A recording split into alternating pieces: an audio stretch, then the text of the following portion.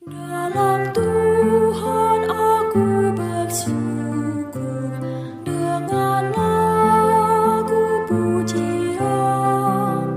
Tuhanlah penyelamatku, dalam Dialah sukacita, dalam Dialah sukacita. Dalam Tuhan aku bersyukur dengan lagu pujian. Tuhanlah penyelamatku, dalam Dialah sukacita, dalam Dialah sukacita. Salam jemaat Tuhan yang dikasihi oleh Tuhan kita Yesus Kristus, jemaat GBKP Klasis Jakarta Kalimantan. Berjumpa lagi di program Sapaan Teduh yang akan menguatkan kita setiap hari pada pagi hari untuk menjalani hari-hari kita. Sebelum kita mendengarkan firman Tuhan yang menjadi kekuatan bagi kita, mari kita berdoa. Segala puji, hormat, dan syukur kami panjatkan kepadamu ya Bapa, pemilik kehidupan kami. Kami berterima kasih dengan sungguh kepadamu, karena Engkau maha baik. Engkau selalu menuntun hidup kami. Kali ini kami akan kembali mendengarkan firman-Mu sebagai kekuatan kami. Berfirmanlah Engkau ya Tuhan, berbicaralah bagi kami melalui hamba-Mu, agar hidup kami seturut dengan kehendak-Mu. Inilah doa dan permohonan kami. Dalam nama Yesus Kristus kami berdoa kepadamu. Amin. Jemaat yang dikasihi oleh Tuhan kita Yesus Kristus, firman Tuhan yang menyapa kita di pagi hari ini diambil dari Amsal 15 ayat yang ke-23. Amsal 15 ayat 23, demikian firman Tuhan. Seseorang bersukacita karena jawaban yang diberikannya, dan alangkah baiknya perkataan yang tepat pada waktunya. Saya ulangi. Seseorang bersukacita karena jawaban yang diberikannya, dan alangkah baiknya perkataan yang tepat pada waktunya. Demikian jauh pembacaan firman Tuhan pada pagi hari ini. Shalom bagi kita semua, salam sehat, salam sejahtera bagi semua jemaat Tuhan dimanapun berada, secara khusus jemaat GBKP Klasis Jakarta Kalimantan. Bapak Ibu saudara-saudari yang terkasih dalam nama Tuhan kita Yesus Kristus, kalau kita berbicara dari bahan renungan kita di pagi hari ini yang terambil dari Amsal 15 ayat yang ke-23, ini berbicara tentang bagaimana kita menggunakan mulut kita. Bagaimana kita menggunakan mulut kita dalam memberi informasi, berkomunikasi, dan bagaimana kita juga berhikmat dalam menggunakan kata-kata yang keluar dari mulut kita. Maka kalau diambil persamaannya, dalam hal kita menggunakan kata-kata yang tepat seperti dalam renungan kita ini, saya mengambil lebih ke belakang lagi, lebih jauh lagi, yaitu sepenting itulah hikmat gitu. Artinya inilah kepentingan hikmat yang harus kita dapatkan dalam hidup. Sah-sah saja kita mengatakan baik pendeta, pertua diaken emeritus kita, pengerja-pengerja gereja, apakah pengurus-pengurus di gereja, ataupun orang yang sudah dituakan di gereja, siapapun itu, kok kayak gitu ngomongnya, kita bilang. Masa kayak gitu ngomongnya hamba Tuhan? Misalnya, artinya kita mau mengatakan di sini Bapak Ibu Saudara terkasih dalam nama Yesus Kristus, artinya sepanjang kita hidup, sepanjang itu jugalah kita terus berproses. Salah satunya adalah dalam menempatkan omongan kita. Saya selalu meyakini saudara-saudari terkasih dalam nama Tuhan Yesus, jemaat Tuhan, saya selalu meyakini setiap orang yang terus berproses untuk menghidupi firman Tuhan yang diberikan kepadanya, maka hari demi hari, bulan demi bulan, tahun berganti, maka hidupnya akan terus diperbaharui, termasuk juga dengan cara dia mengungkapkan apa yang ada dari dalam hatinya yang keluar dari mulutnya. Saya selalu meyakini itu dan percaya itu sama sekali saya tidak meragukan itu dalam kehidupan saya. Jadi sebenarnya kalau ditanya-tanya apa yang kita cari dalam kehidupan ini, apakah uang, sandang, pangan, pasangan, pengetahuan, kesehatan, oke, sah-sah saja kita mengatakan kita mencari itu, uang, rumah, kesehatan, pengetahuan, dan yang lain-lain. Tapi jangan lupa, kita juga mencari hikmat. Hikmat salah satunya adalah untuk mengatur, mengontrol omongan kita. Saya katakan tadi, bahkan pendeta, penatua diaken, emeritus, orang yang dituakan, orang tua kita, bisa saja itu belum mampu menguasai apa yang ada dalam hati dan pikirannya dan yang keluar dari mulutnya. Maka kita perlu mencari hikmat. Kita perlu sikap berhikmat. Kalau kurang berhikmat, dengan siapapun kita cekcok. Kalau kurang berhikmat, kalau kurang bijak, dengan siapapun kita ribut, dengan siapapun kita bertengkar. Maka hari ini kita diajar untuk belajar bijak. Kenapa? Karena bijak itu sendirilah yang akan menjaga kita. Hikmat itu sendiri yang menjaga kita, menjaga mulut kita juga. Dan kita tahu kapan waktunya kita menempatkan omongan kita dengan tepat. Kenapa? Karena hikmat itulah yang membawa kehidupan kita lebih berpengalaman, lebih belajar dari pengalaman-pengalaman sebelumnya, belajar dari kesalahan, belajar dari kegagalan, belajar dari kekeliruan kita selama ini. Kita berpikir sudah baik, ternyata orang lain terluka hatinya, tersayat hatinya, teriris hatinya lewat omongan kita. Belajar, berhikmat dalam mengeluarkan kata-kata. Apa yang dijaga? Jaga lidah. Pikir dulu baru ngomong. Jaga lidah kita. Berpikir dulu baru mengucapkan apa yang ingin kita ucapkan. Itu salah satunya. Maka kenapa kita harus menjalani hidup ini penuh dengan hikmat? Ketimbang hidup kita penuh dengan laknat dan dendam kesumat, lebih baik syarat dengan selamat dan hikmat. Maka kita harus terus berhikmat, supaya mulut kita tidak mengucapkan kata-kata laknat, mulut kita tidak mengucapkan kata-kata dendam kesumat, mulut kita tidak mengucapkan kata-kata yang membuat orang tidak selamat, tapi mulut kita mengucapkan kata-kata yang penuh berkat karena kita penuh dengan hikmat, supaya kita tidak emat, kata orang Karo. Seperti itu. Jadi hari ini kita belajar tentang itu. Saya mengulangi, seseorang bersukacita karena jawaban yang diberikannya, yang keluar dari mulutnya penuh damai, sukacita, hati yang bersih, kata-kata yang memotivasi, kata-kata yang menguatkan, kata-kata yang membuat orang panjang umurnya. Kalau kata orang Karo, adi ngerana kita gedang akap kalagi ate nang geluk, katanya gitu. Kalau kita ngomong.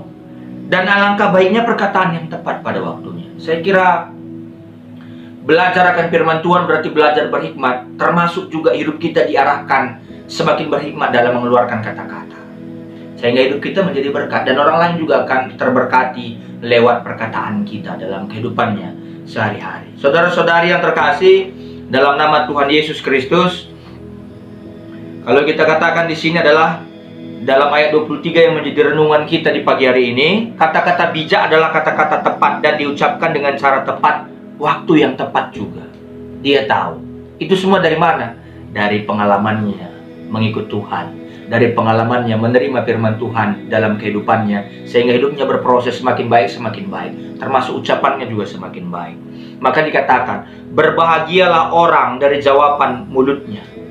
Kalau dihubungkan dengan ayat sebelumnya, ayat 22, bisa jadi yang dimaksud dalam ayat ini adalah kata-kata nasihat yang tepat, memberi teguran dengan tepat, memberi nasihat dengan tepat, memberi peringatan dengan tepat.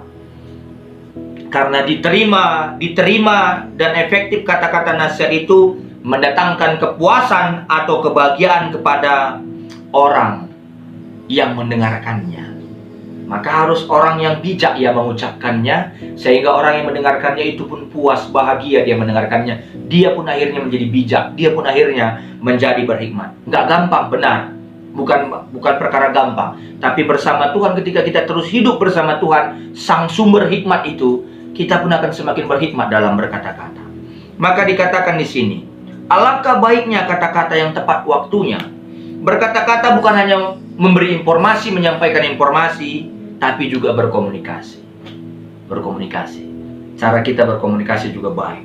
Jadi bisa saja dalam saat-saat tertentu orang yang bijak merasa lebih baik bagi dirinya dan bagi pendengarnya bila ia berdiam diri. Artinya berpikir dulu baru kita ucapkan. Kita harus menyaring dulu, menemukan kata-kata yang tepat, timing yang tepat, waktu yang tepat. Jadi jika kita memaksa untuk berbicara, tidak saja kita gagal menyampaikan informasi, tapi juga akan merusak komunikasi.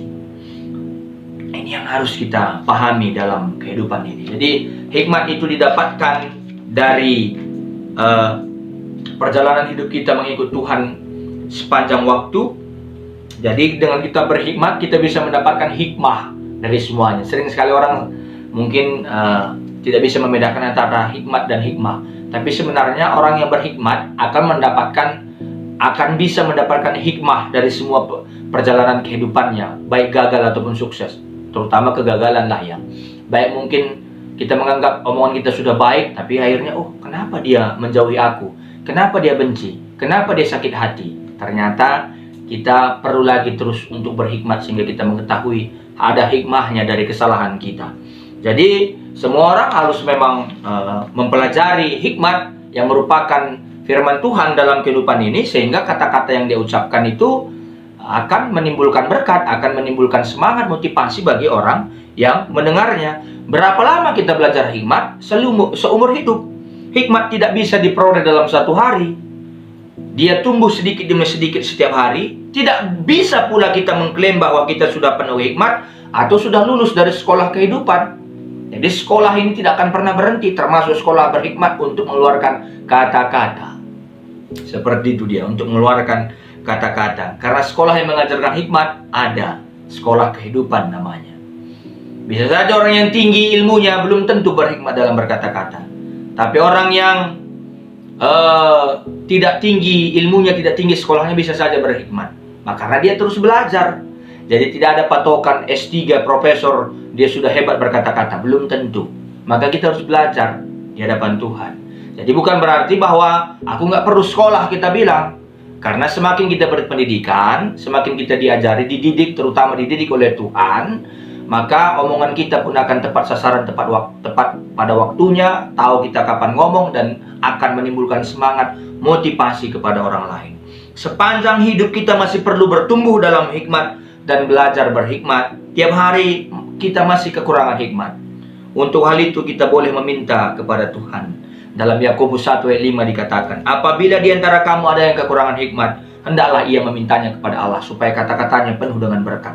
Bukan dengan laknat, bukan dengan dendam kesumat, tapi dia memberikan selamat bagi orang lain. Orang pun selamat mendengarkan kata-kata yang dia ucapkan.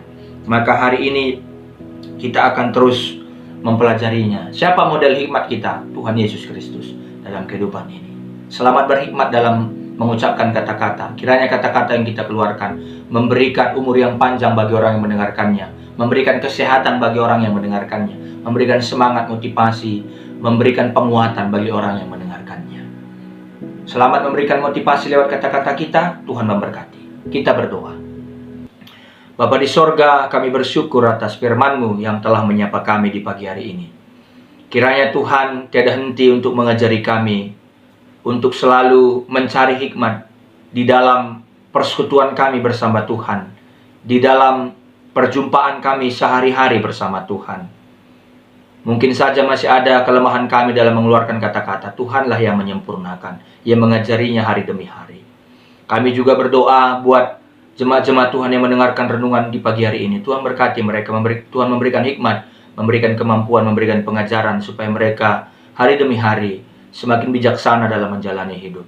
Kami juga berdoa buat saudara-saudari kami yang ada di GBKP Rumbun Balikpapan. Tuhan berkati mereka dalam setiap pekerjaan-pekerjaan mereka, limpahkan rezeki, kesehatan, dan juga Engkau teguhkan iman percaya mereka, supaya di tengah-tengah pandemi ini pun mereka tetap boleh terus berpengharapan kepada Tuhan. Kalaupun ada jemaat-jemaat kami di tengah-tengah GBKP Rumbun Balikpapan yang terpapar COVID-19 yang tidak kami tahu namanya, tapi Tuhan lebih mengetahui mereka. Tuhan jamahlah mereka. Tuhan sembuhkanlah mereka dengan Tuhan memberikan jalan melalui obat-obatan yang dia makan, makanan dan minuman yang dia terima ke dalam tubuhnya. Tuhan berkati. Tuhan kiranya yang memampukan menolong mereka.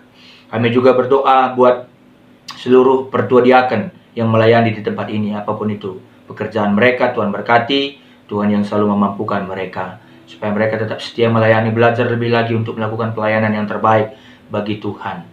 Tuhan berkati mereka. Kepada keluarga hamba-Mu, keluarga pendeta Deci Burusimri Meliala bersama Naras dan kedua anak yang Tuhan berikan di tengah-tengah keluarga ini, Tuhan berkati dia. Tuhan mampukan keluarga ini untuk selalu memberikan pelayanan ekstra yang terbaik di tengah-tengah GBK Perumbun Balikpapan. Sekalipun akan berpisah sebentar lagi untuk melanjutkan pelayanan di tempat yang baru, Balikpapan akan tetap menjadi tempat yang mereka kenal untuk hidup bersama Tuhan dalam suka dukanya. Tuhan berkati, limpahkan rezeki, kesehatan, dan iman teguh Kau berikan bagi keluarga hamba-Mu ini ya Bapa.